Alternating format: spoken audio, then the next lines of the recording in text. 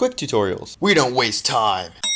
What you need on your website, or how not to look like an 8-year-old with a camera and more like somebody worth hiring, and not just because you have groovy Philip Bloom hair. This is more driven towards the business side of things, but today we'll talk about step 1, your website. If you're not a website person, use WordPress. If you are a website person, use WordPress. I can go through all the basics, but I'm lazy, so here's a link in the description on how to set up your website through GoDaddy. Let's move on to how your website should look. So here's my website. As you can see, I have a really off hue sky blue in the back, and of course my cousin's arts and crafts project to really drive home the branding. Just kidding. Here's my actual website, and there's a link here and one below. So there's a couple of important things you should have. The name, number, and address should be on the home page, and if you can, every page. WordPress usually lets you add text to every page through the footer in the widgets. So your homepage should have a demo reel, or at least a sample, on the front page. Any other samples should go on a portfolio page or a page that says samples. You just have to make it obvious. It's important to have an About Us page because videography is referral driven, and people want to get to know you